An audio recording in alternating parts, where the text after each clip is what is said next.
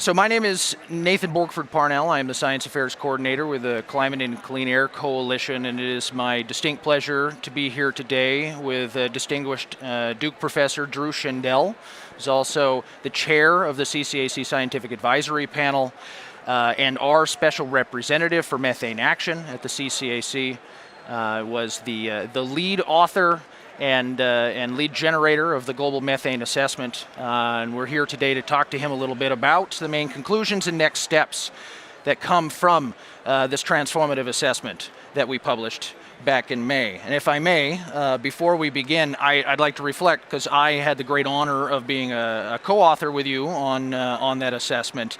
When we began this process, when we first thought of creating this assessment and developing it many long years ago, I don't think either of us could have possibly imagined in our wildest dreams that this assessment could have, in a large part, catalyzed the incredible momentum and action that exists today around on methane, as evidenced by the Global Methane Pledge that was launched this last Tuesday.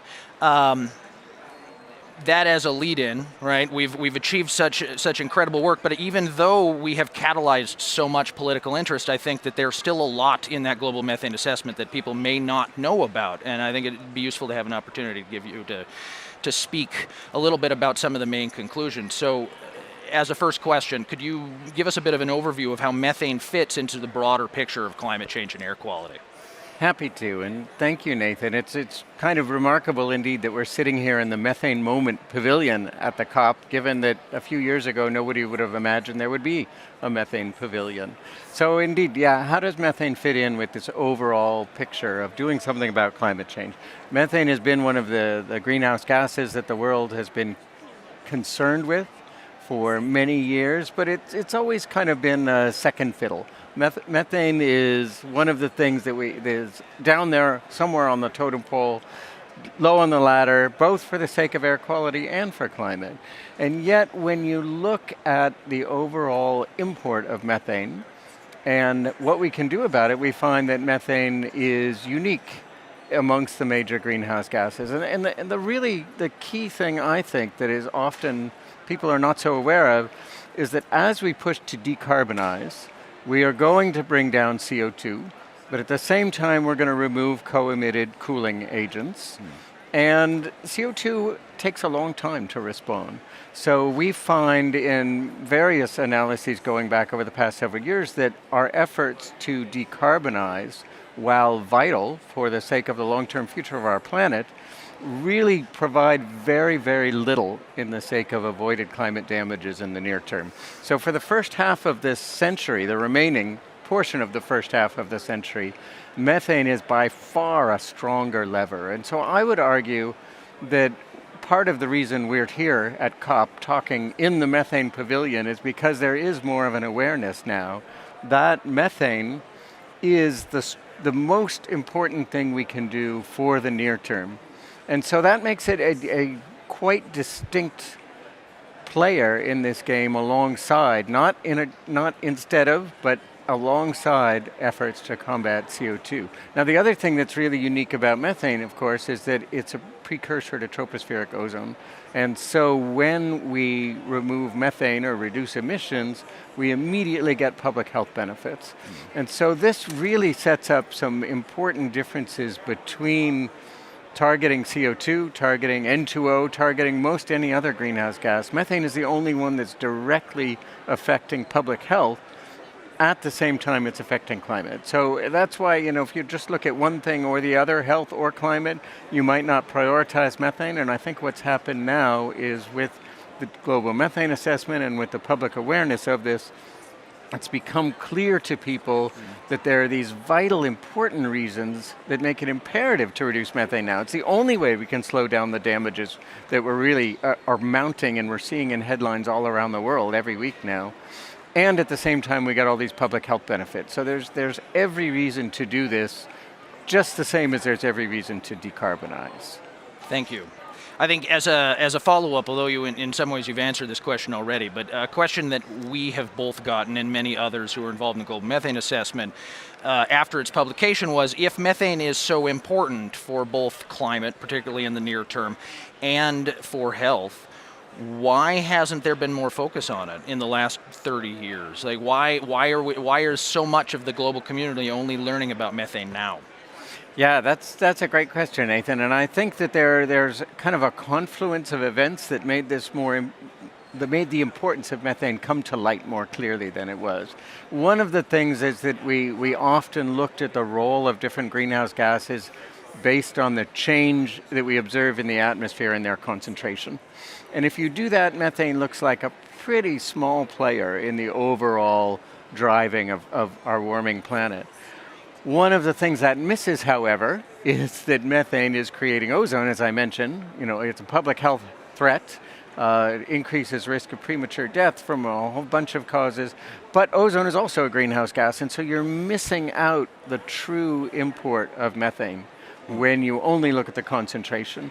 And so now that we've shifted to looking at the impact by multiple pathways of methane emissions, it's clear that it's not such a small fraction. It's caused, in the latest AR6, the sixth assessment report of the IPCC, it's caused about 0.5 degree of warming, and we've seen in our planet about 1.2 degrees. So that's a pretty big contribution. The other thing is that the public health studies always had ozone as being a pretty small portion of the total burden of air pollution. And again, our knowledge has improved. We have longer studies of larger samples, and we see that ozone is responsible for around 1 million premature deaths per year, whereas we used to think it was a much smaller number. So both our understanding of the climate impacts and the health impacts have gone up.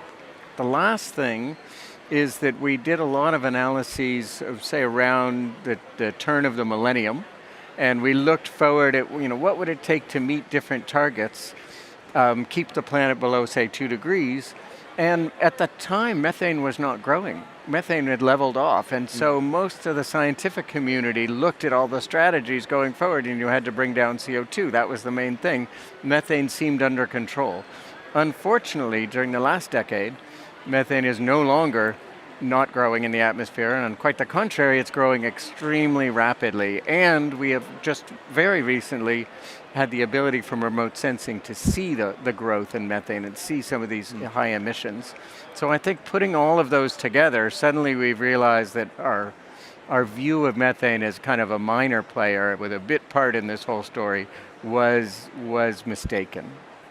So really, just as the mantra of the CCAC is about climate and clean air being brought together and breaking down those silos, I think methane is really the poster child of our efforts. If you break down the air pollution and the silos around the air pollution management community and the climate community, and you bring them together to look at multiple impacts and benefits of action, methane really rises to the top as a target priority to achieve both sustainable development objectives and climate objectives in the near term.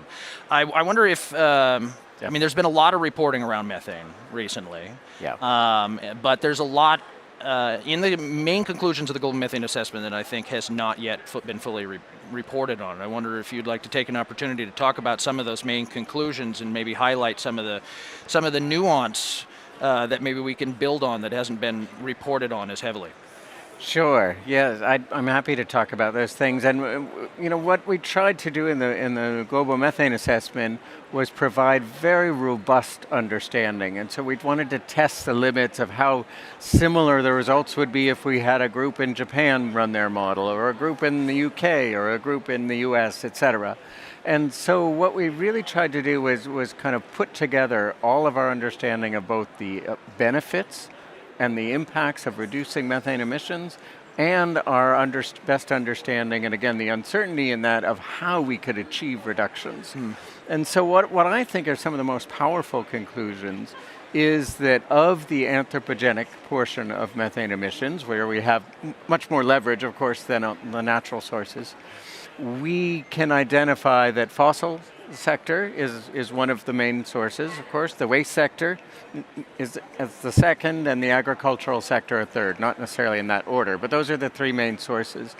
And what we found was that we could robustly quantify both public health benefits and climate benefits from mitigation in each of those sectors. And we could find that there were real technical options that were already available, had been put in place somewhere in the world, and what we really needed to do was not do research on this and invent some new technique. We needed to just bring those best practices that were being used to the places where they weren't yet being used. Finally, and this is one of the most powerful things I think from the global methane assessment, is we did a lot of economic analysis, and that's one of the things that I don't think many people realize about methane, but again make it distinct from CO2, is when you capture methane, methane is a valuable commodity. Methane is the main ingredient of natural gas. Right? So you have something, if you're capturing it from a natural gas system, obviously you have more product to sell. But if you're capturing it from, say, a landfill, you have something you can turn into electricity. You have something really valuable. So what we found was that if you ignore environmental damages, then still many of the methane controls that we have at our fingertips that are waiting to be put in place actually pay for themselves.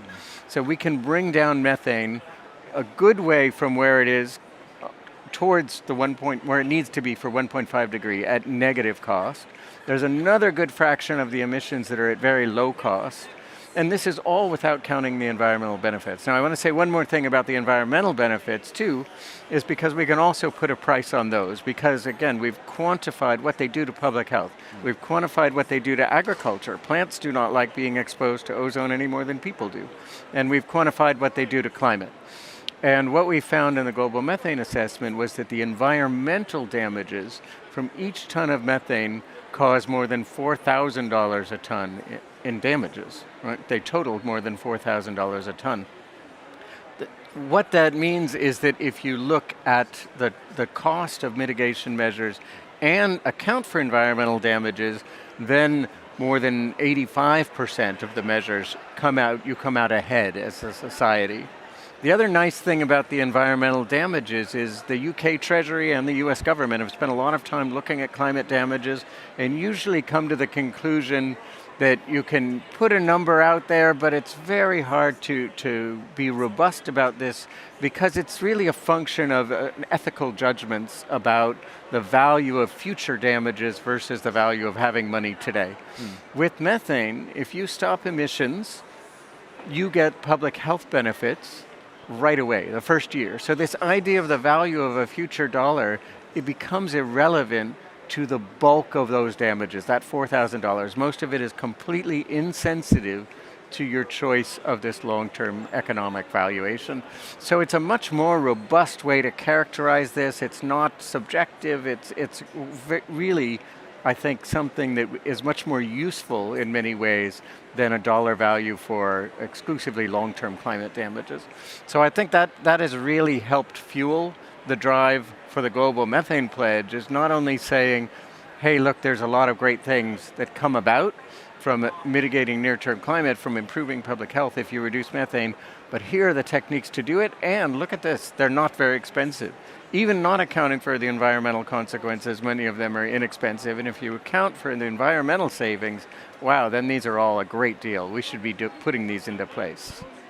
So there's really no reason not to act, and act quickly. There is every reason to act. Absolutely. Right? Indeed. It's better to put a positive spin on it. I like that. If I may editorialize a little bit, though, one of the really interesting nuances that I like from this assessment, and it's something that you educated me on, was that, since methane is a well-mixed greenhouse gas, its emission anywhere on Earth has an impact on local and regional tropospheric ozone formation anywhere else on Earth. Okay. So unlike local and regional air pollutants like PM 2.5, where the vast majority of the public health benefit from a mitigation activity is delivered to the region or the locality where that mitigation occurs, with methane, you could, a ton of methane not emitted in Marrakesh will have an impact in Montevideo on ozone. That's right. right? And I think that opens up a whole new world for the air quality management community, in particular, who have for more than half a century in large portions of the world had a very strong focus on local and regional air pollution instead of the global pollutants that have an impact on local public health.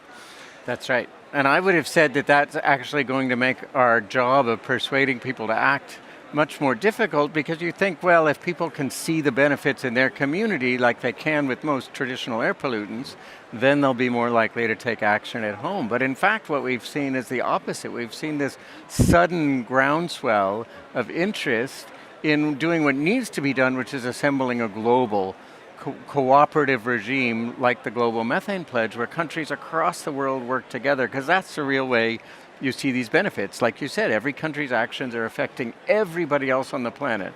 And so if we want to reduce crop yield losses in India, well, we have to reduce methane everywhere, not just in India, right? And we can see that somehow this message has really gotten out there, and we have this will to act, hopefully from air quality managers as well as from national governments. Yes. Well, we have a work cut out for us, but incredibly strong arguments.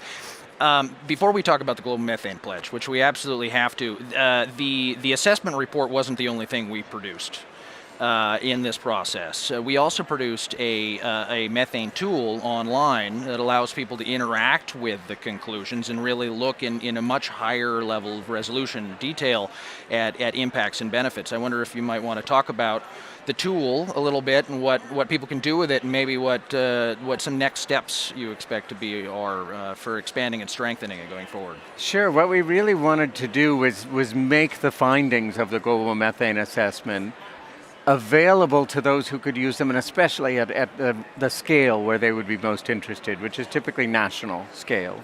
And so what we do on the tool is you can go into the web page.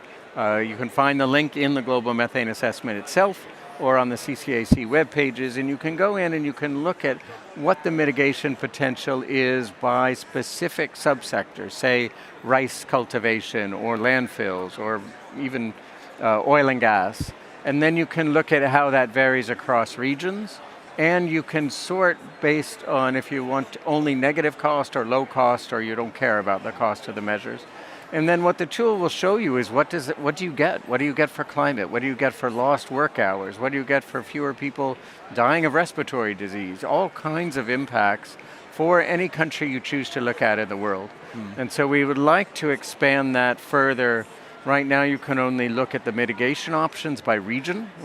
We'd like to get that down to the national level too, so that countries can really plan what they can do at home, what you can get at the national scale in terms of mitigation, and at the same time what the benefits are. And then the final thing it presents to you is, of course, the net cost that you're paying for the mitigation options versus the net benefits that you and the rest of the world are receiving.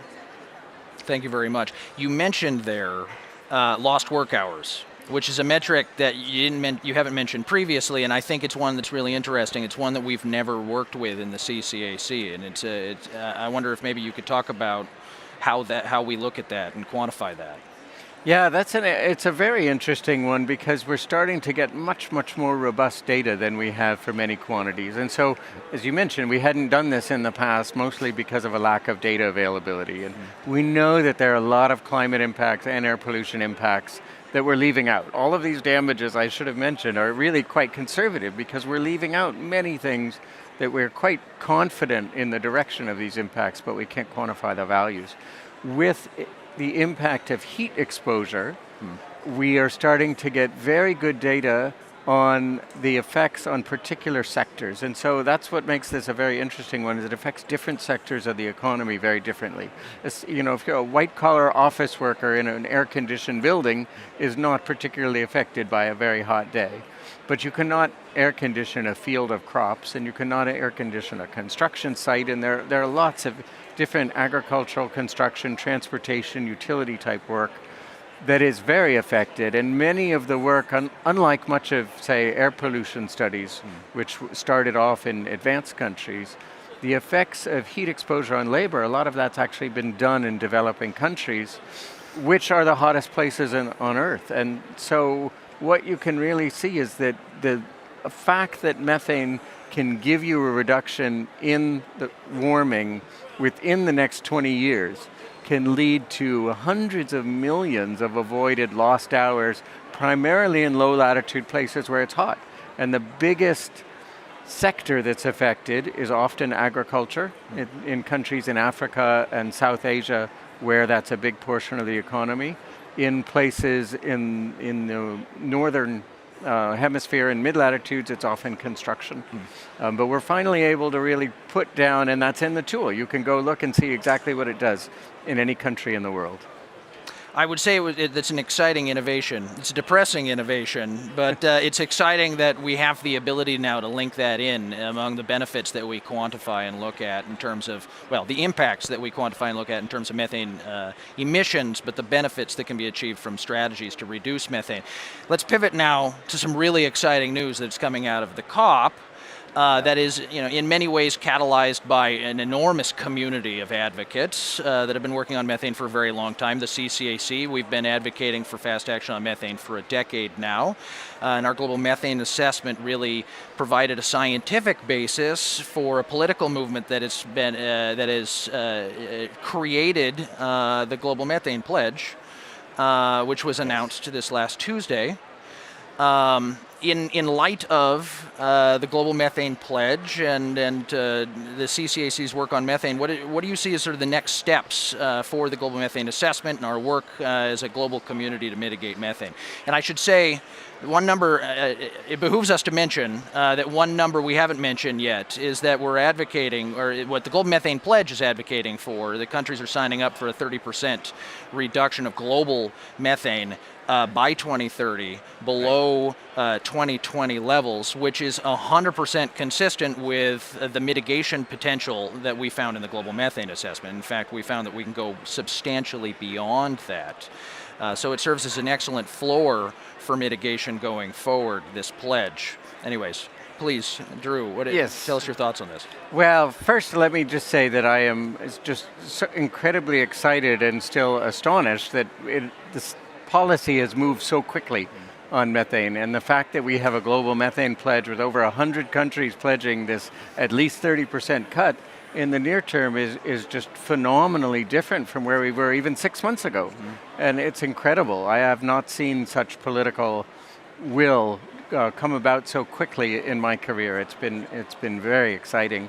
And of course the next step is to expand the coalition of participants, hopefully by seeing that so much of the world is joining in with the pledge. Those who have not yet signed up will feel compelled to take action themselves by either joining the pledge or on their own.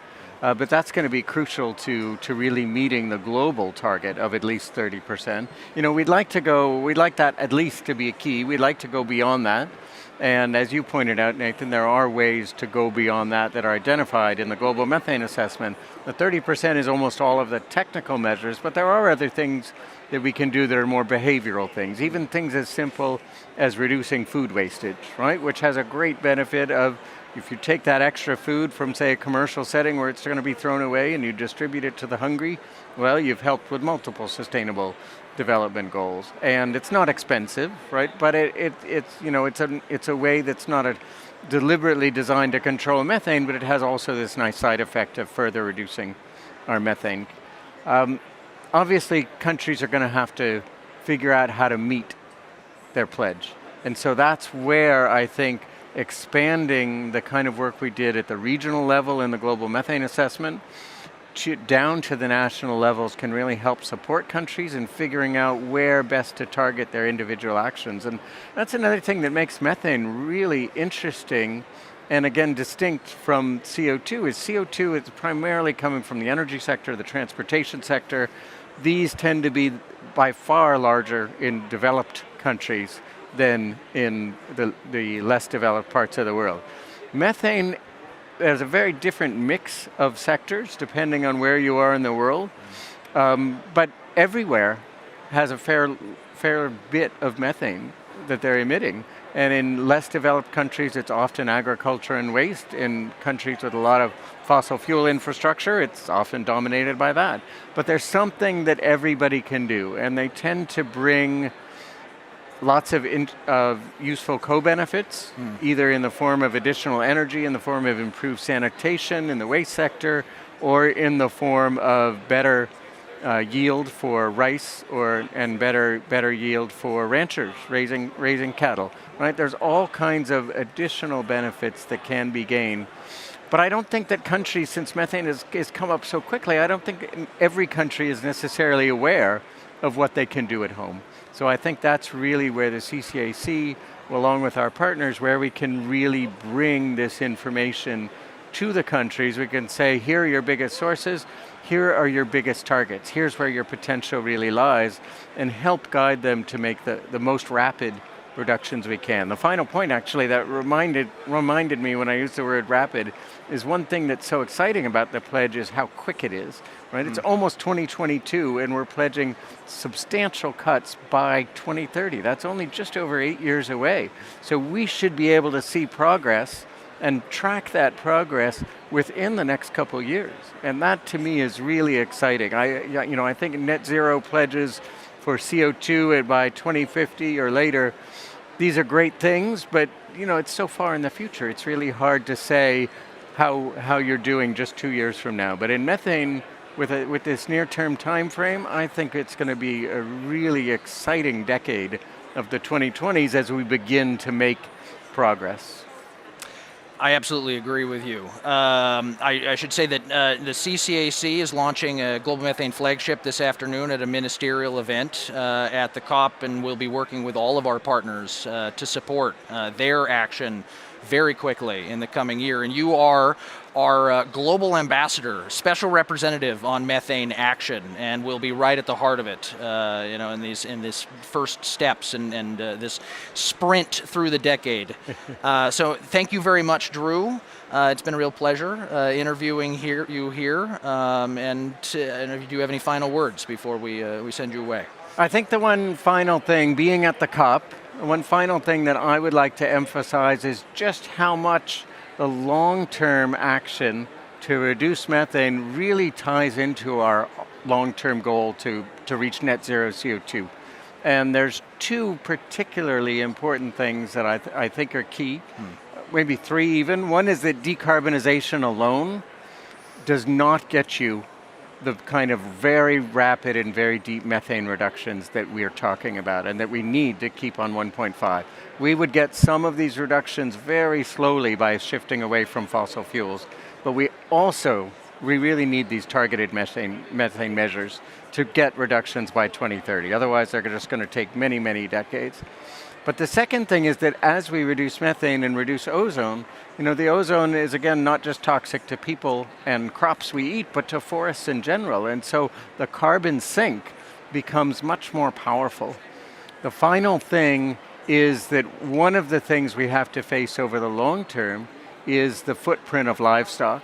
And livestock is the main component of agricultural methane. There's going to be a competition for space, for land, for afforestation to try to take up carbon.